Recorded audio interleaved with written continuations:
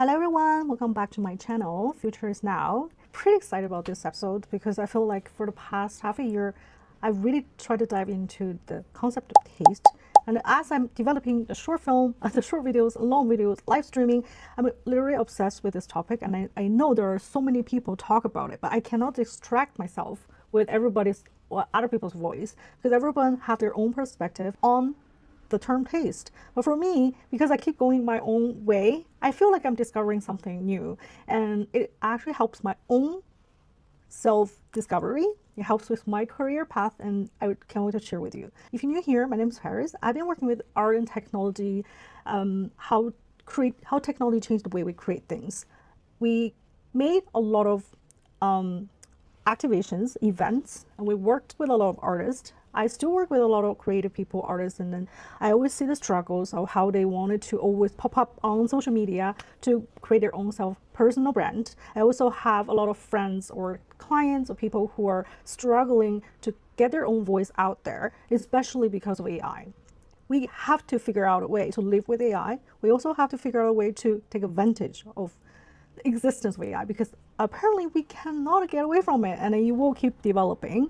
If you want me to say the time, like how AI existing, what time periods right now, I think it's really like the 1990s when internet just started, when people still have some controversial point of view about how internet gonna go, what's gonna happen in the future. People are still experimenting on things with AI, but nobody knows what's gonna really happen in the future. While at the same time, a lot of big giants company, people, a lot of rich people already started throwing so much money into this industry, so it is not going anywhere.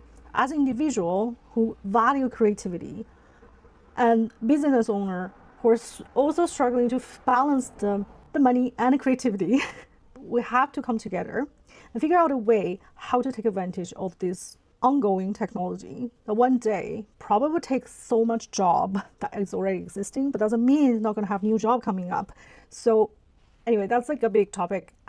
Every single live streaming, I collect things, and I wanted to show there's a pattern over the years, over the past couple months, the 23 of them. Also, every day I actually make myself this taste journal. I'm just developing right now, just started.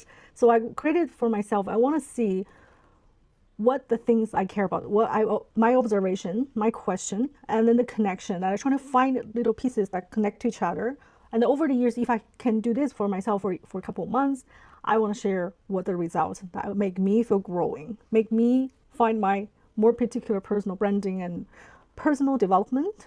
So yeah, I will share that with you. But at this moment, this is the Notion page I always share on my YouTube video. So if you're interested, please go take a look. And then please, I'm really happy to have a chat here because at this moment, it's really about discussions. I can't stop thinking recently about how our world's evolving with the media. So 1950 to 2005, we got TV networks, newspapers, publishers, museum curators, or art museum curators, magazine editors. So people get so much information from those media, source every information. So when we trying to learn something, we can buy books, we can read magazines. When we want to be trendy, we read magazines. And then that's how we get source of information. And because of social media, we start to get information from Google, when we search, Facebook, YouTube, Instagram, TikTok, algorithm curation. So instead of human curate things, instead of big media curating things, we start to get all the information that from social media. Now everyone know, and it seems like a lot of people even want to get out of this social media loop. But my opinion is, yes, somehow we do have to figure out a way how to get ourselves out from the loop that once you click one thing, you get like 10,000 of other things because algorithm, like we all know how we're sold things.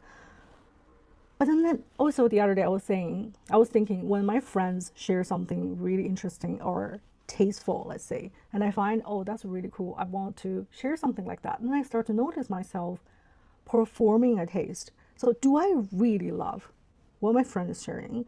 Or do I think it is cool to share something like that? And I want to show that I like that too. I call that's something before social media we cannot feel. We can gather with a group of people sharing what kind of magazine I read, or what kind of things I like. That's like a community-based sharing taste. But once social media started, I feel like everyone can have their own opinion, and then you try to target a certain kind of audience, you get your own community online. But the thing is, through my own experience, if I get one video get semi-viral, say I talk about food, for example, there's one video of mine on my channel, I talk about food and gets viral. It's really hard for me to get out from that because I wanted to start sharing more things about food because that's where most of my audience are. So you need to figure out how to find the core things that you like when you create things, so either content or art or things that make you feel that you can express yourself in a certain way, and then stick with it. But that expression or the things you create is not necessarily performing. You cannot just performing because then you will start to lose passion of it. Over time, you start to lose why I create this thing. And then that's a tricky thing that we have to balance. From 2025, last year, when AI started to emerge, we don't know what's going to happen. So I predict, AI will be a big part of how we consume things or consume things. And then there will be a branch of people, like people who start to actually making human connections, human curations, and communities, small communities, and have certain trusted experts who understand what is going on in this world. And then taste networks. I predict there will be taste networks that will explain what it is, and that's my prediction because I think that's what I'm going for it.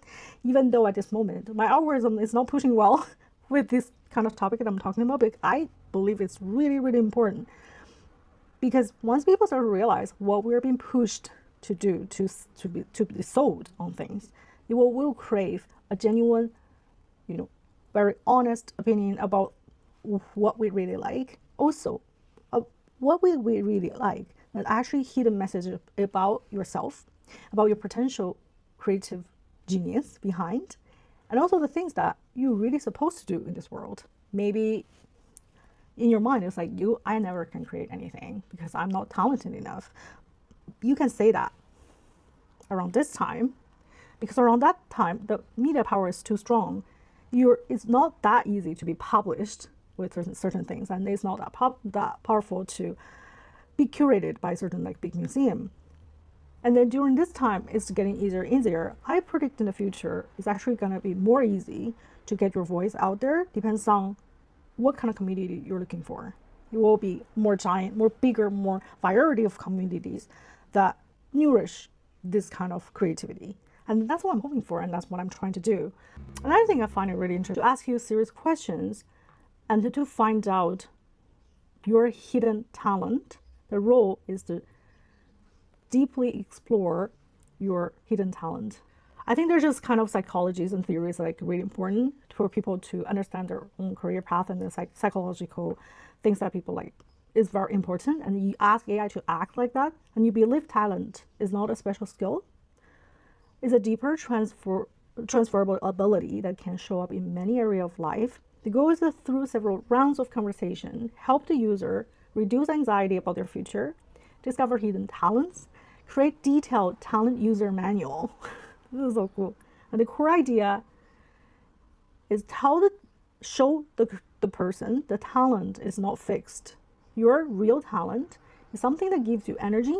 When you do it, it gives you energy. That's what talent is. And then your weaknesses, sensitivities, frustrations, and even jealousy often point towards hidden talents that have been suppressed. So the things that we were taught when we were young, that you're not supposed to do this, why you were acting like this, that's your disadvantage. We often be taught by teacher, by parents, that's not that certain quality of you. It's basically preventing you become the person who you are. And you have to fix yourself in a certain way inside the box. That if you become like this, and then you can be successful one day. But because of AI, because of technology, I think that's changing as well. Also, your hidden talent can be triggered because of your weaknesses or sensitivities. And there's also conversation rules. Ask only one question at a time, use their answers, and reflect briefly. Ask the next question. Don't rush to conclusion. Keep asking why. How did that feel? Can you give a specific example? And then they also have the 4 key questions. If you have time, please go through it. try it by yourself. I did try, and I find it's pretty accurate. I'm not sure it's because I've been talking with ChatGPT for such a long time. Probably ChatGPT already know me very well. So, and then ChatGPT also knows what I want to hear. So in the prompt, I also write, forget about all the conversation I have with you. Pretend I'm the new user. You don't know anything about me except all this question and answer, and give me the answer. Please try it and then see what your result is. I still find it questionable. That's why I want to eventually create a small community of people sharing results like this and discuss with each other. I think that would be a really interesting community. Through human interaction, we can also see what's the real answer, or if there's anything about yourself that you couldn't discover, or if there's any hidden talent or hidden potentials about your taste, about things that you learn. If you can gather a group of people, share the result like this, I think you can trigger a lot of creative, expressive, can I say passion? It's more of the eager that you want to create. I think a lot of time for me is like, I have to put myself into this position. Like sometimes I really don't want to create video. I really don't want, I can just work with client and forget about all these videos I want to make, or forget about what it takes and then why do I want to track down all the little things I observe. Because for me, that's really important process, and I can see progress maybe once in 2 months. I can see tiny bit progress. But when I look back, I feel like the progress is bigger than I thought. You just have to show up. Same with making any kind of creative work. Sometimes you don't think you can get any result. I am doing something I'm passionate about, so it gives me energy anyway.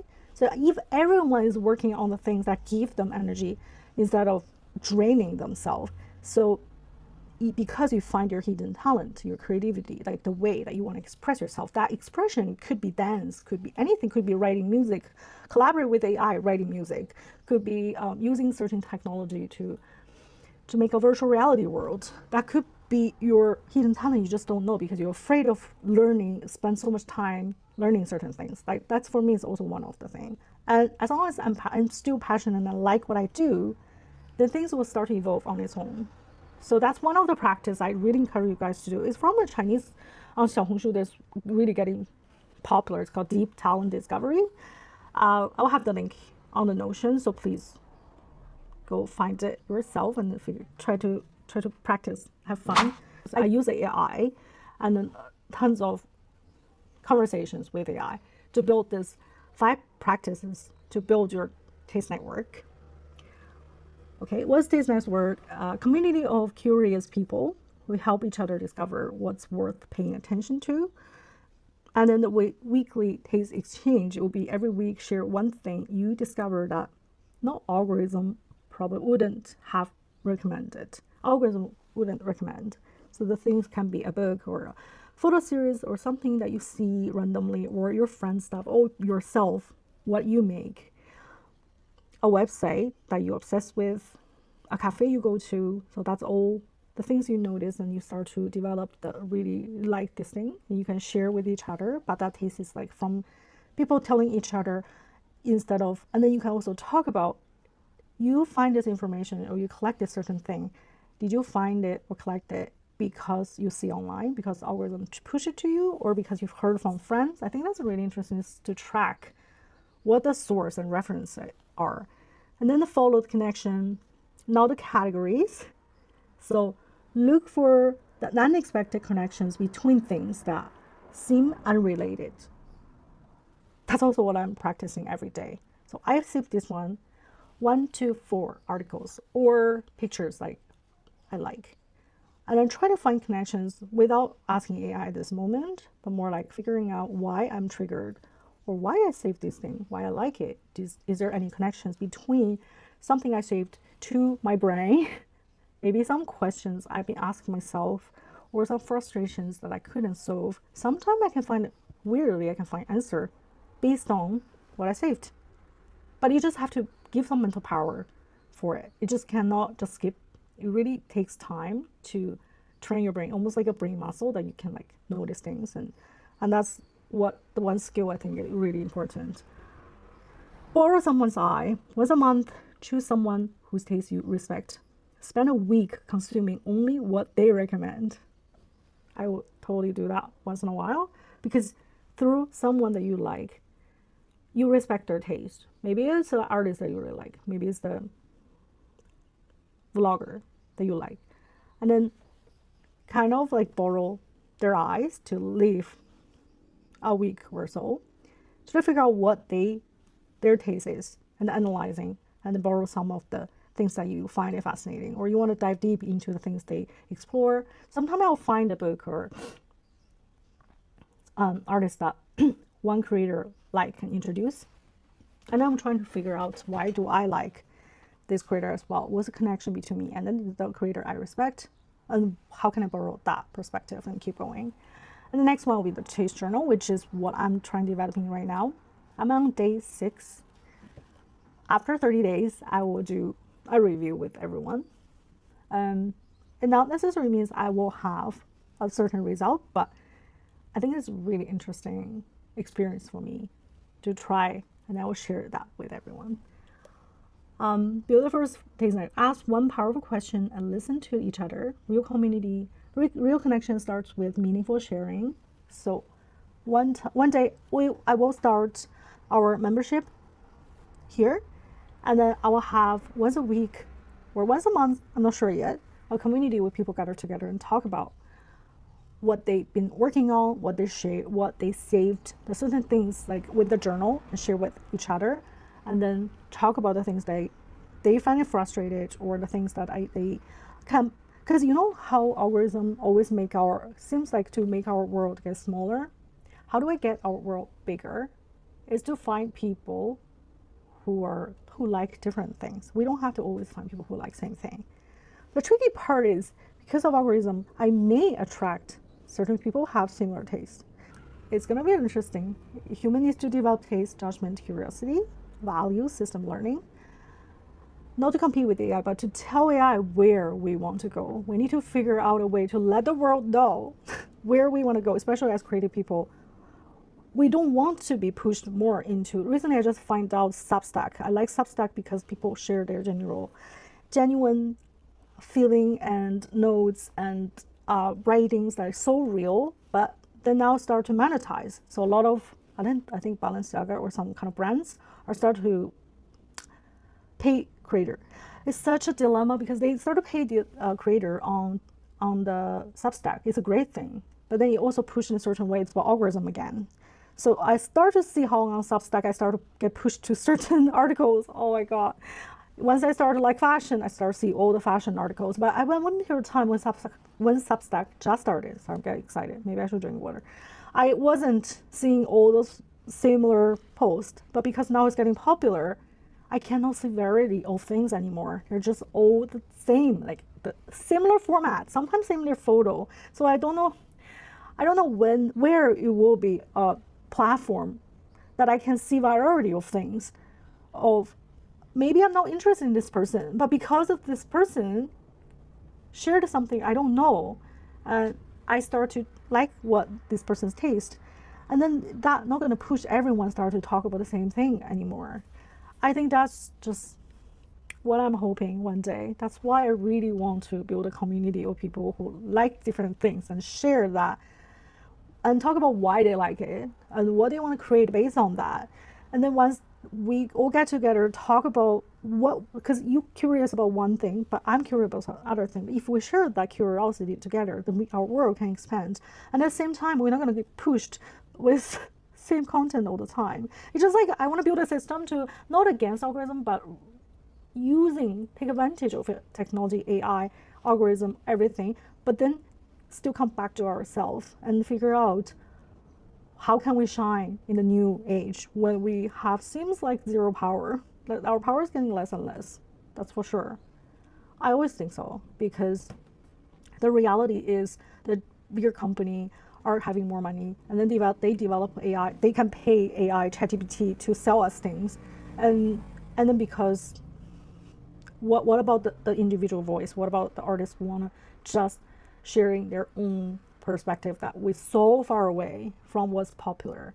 Even though there's no more viral things, it's hard to have viral, like everyone like the same thing, because we're pushed into different groups. So for creators, artists, founders, and curious humans that People who like my channel, thank you so much. Appreciate your time. It's important to learn together, understand our own taste, and develop a unique point of view that is not influenced by certain things. Communicate that perspective clearly and express it clearly with our own skill. Attract people who genuinely resonate with it, and use AI without losing our humanity. That's my conclusion. The future belongs to people who can cultivate taste, judgment, and curiosity in an age where AI can generate almost everything. We have to be more human. We have to come together to find that unique perspective that AI can copy. Okay, that's it for today's video. Thank you so much for your time. I will come back probably next week or the week after if I have like a lot to share, and I will keep making my 100 days shorts because there's so much information. Sometimes I'm like, oh, okay, I need to focus. I need to, like, there's too much information every day, so that's why I'm tracking down everything, and I'll have some data to share with you guys. And that's it for today's video. I'll see you guys in the next week. Take care. Thank you. Bye.